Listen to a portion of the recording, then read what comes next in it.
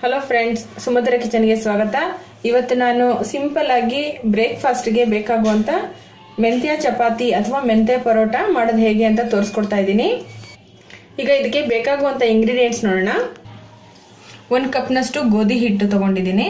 ಮತ್ತೆ ಮೆಂತ್ಯ ಸೊಪ್ಪು 1 ಕಪ್ನಷ್ಟು. ಮೆಂತ್ಯ ಸೊಪ್ಪನ್ನ ಚೆನ್ನಾಗಿ ಬಿಡಿಸಿ ನೀರಿಗೆ ಸ್ವಲ್ಪ ಉಪ್ಪು ಹಾಕಿ ಚೆನ್ನಾಗಿ ತೊಳ್ಕೊಬೇಕು. 2-3 ಸಾರಿ ತೊಳೆದು ನಂತರ ಅದರಲ್ಲಿರೋ ನೀರ್ನೆಲ್ಲ ಸೋರಿಸಿ ನೋಡಿ ಈ ರೀತಿ ಸಣ್ಣದಾಗಿ ಹಚ್ಚಿಟ್ಕೊಳ್ಬೇಕು. ಸ್ವಲ್ಪ ಎಣ್ಣೆ, 1 ಟೇಬಲ್ ಸ್ಪೂನ್ನಷ್ಟು ಬಿಳಿ ಎಳ್ಳು, ಅರ್ಧ ಟೇಬಲ್ ಸ್ಪೂನ್ನಷ್ಟು ಪುಡಿ ಉಪ್ಪು, ರುಚಿಗೆ ತಕ್ಕಷ್ಟು ನೋಡ್ಕೊಂಡು ಹಾಕೊಳ್ಳಿ. 1/4 ಟೇಬಲ್ ಸ್ಪೂನ್ನಷ್ಟು ಅರಿಶಿಣ, ಅರ್ಧ ಟೇಬಲ್ ಸ್ಪೂನ್ನಷ್ಟು ಜೀರಿಗೆ, 3 ಬೆಳ್ಳುಳ್ಳಿ ತಗೊಂಡಿದ್ದೀನಿ. ಮತ್ತೆ 2 ಹಸಿರು ಮೆಣಸಿನಕಾಯಿ. ನೀವು ಖಾರಕ್ಕೆ ತಕ್ಕಂತೆ ನೋಡಿಕೊಂಡು ಬಳಸ್ಬೋದು. ನಿಮ್ಗೆ ಕಡಿಮೆ ಬೇಕಂದ್ರೆ ಕಡಿಮೆ ಹಾಕೊಳ್ಳಿ.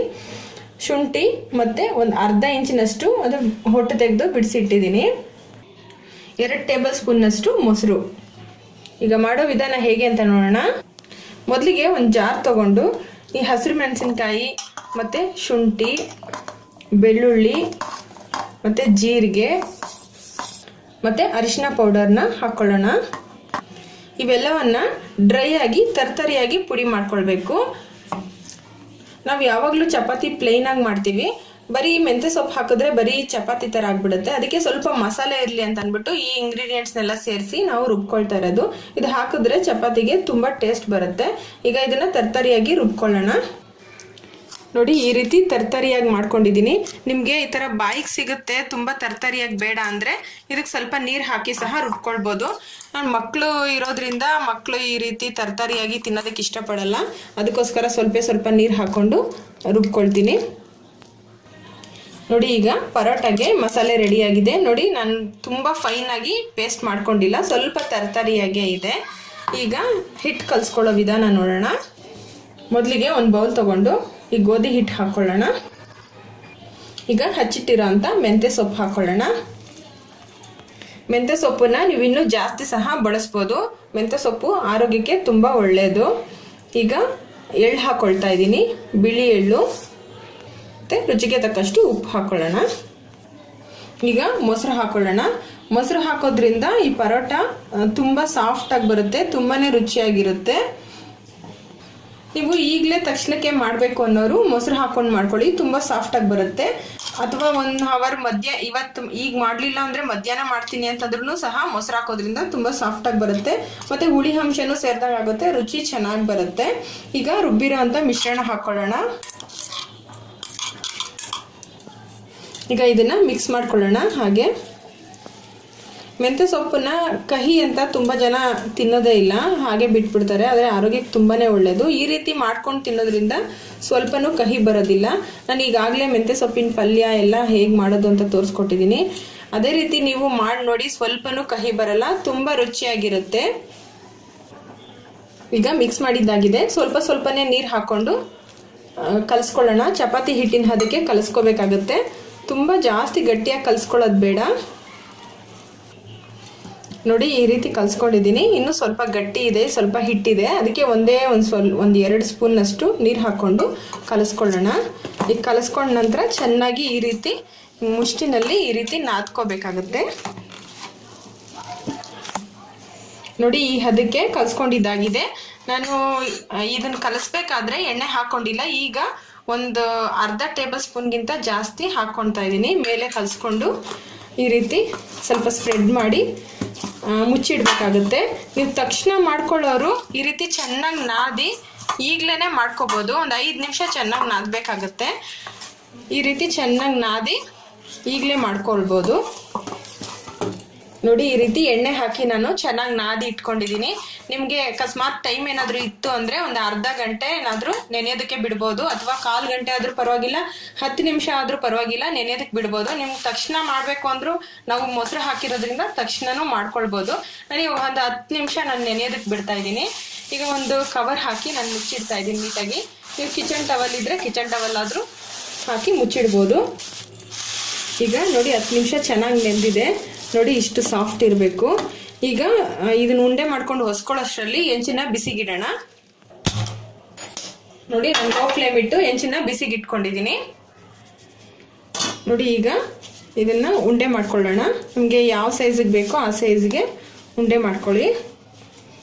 ನಾನು ಈ ಸೈಜ್ಗೆ ಮಾಡ್ಕೊಳ್ತಾ ಇದ್ದೀನಿ. ನೋಡಿ ಈ ಸೈಜ್ಗೆ ಉಂಡೆ ಮಾಡ್ಕೊಳ್ತಿದ್ದೀನಿ.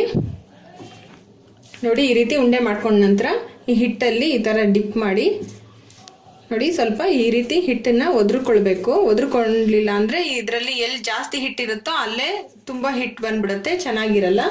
ಈ ರೀತಿ ಒದ್ರುಕೊಂಡು ಲಟ್ಟಿಸ್ಕೊಳ್ಬೇಕು. ಸ್ವಲ್ಪ ಹಿಟ್ಟನ್ನ ನಂತರ ಸ್ವಲ್ಪನೇ ಹಾಕ್ಕೊಂಡು ಈ ರೀತಿ ಅಗಲವಾಗಿ ಲಟ್ಟಿಸ್ಕೋಬೇಕು. ನಾನು 2 ರೀತಿ ತೋರಿಸ್ತೀನಿ. ಒಂದು ಪ್ಲೇನ್ ಆಗಿ ಈ ರೀತಿನೇ ನೀವು ಮಾಡ್ಕೊಳ್ಬೋದು, ಬೇಡ ಅಂದರೆ ಇದಕ್ಕೆ ಸ್ವಲ್ಪ ಎಣ್ಣೆ ಹಾಕಿ ಪದ್ರ ಸಹನೂ ಹಾಕ್ಕೊಳ್ಬೋದು. 2 ರೀತಿನೂ ಚೆನ್ನಾಗಿರುತ್ತೆ. ನೋಡಿ ಈ ರೀತಿ ಚೆನ್ನಾಗಿ ಲಟ್ಟಿಸ್ಕೊಂಡಿದ್ದಾಗಿದೆ. ತುಂಬಾ ತೆಳುವಾಗೂ ಅಲ್ಲ, ತುಂಬಾ ಮಂದವಾಗೂ ಅಲ್ಲ, ಈ ರೀತಿ ಲಟ್ಟಿಸ್ಕೊಂಡಿದ್ದೀನಿ. ಇದೇ ರೀತಿ ಇನ್ನೂ ಒಂದು ಲಟ್ಟಿಸ್ಕೊಳ್ತೀನಿ ನಾನು ಪ್ಲೇನ್ ಆಗಿ. ಮತ್ತೆ ಇನ್ನೊಂದು ಉಂಡೆ ತಗೊಂಡು ಸೇಮ್ ಇದೇ ರೀತಿ ನಾನು ಲಟ್ಟಿಸ್ಕೊಳ್ತೀನಿ.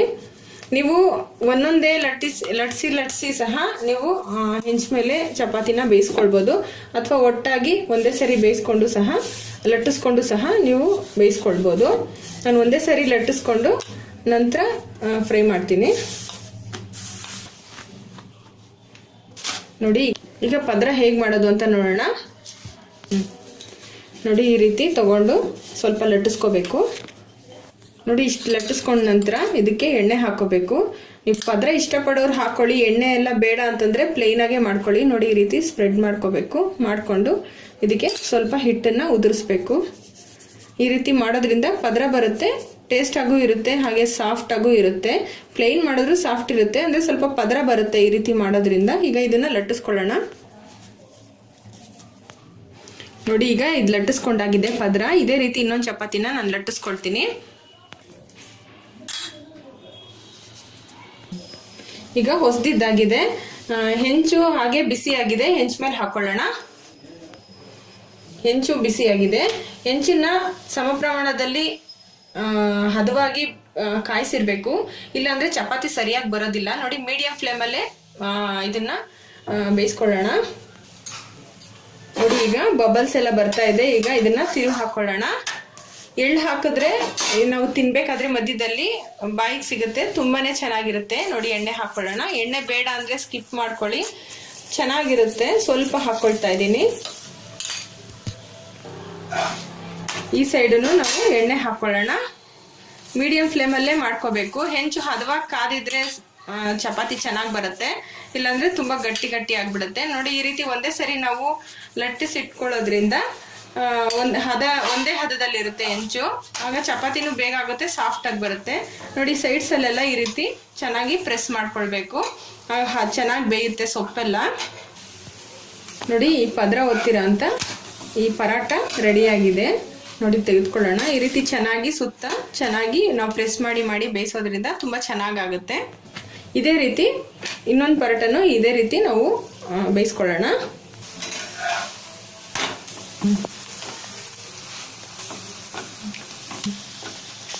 ನೋಡಿ ಇದೇ ರೀತಿ ನಾವು ಮೊದಲು ಪ್ಲೇನ್ ಆಗಿ ಹೊಸ್ತಿದ್ವಲ್ಲ, ಆ ಪರಾಟನು ಸಹ ಇದೇ ರೀತಿ ಮಾಡ್ಕೊಳ್ಳೋಣ.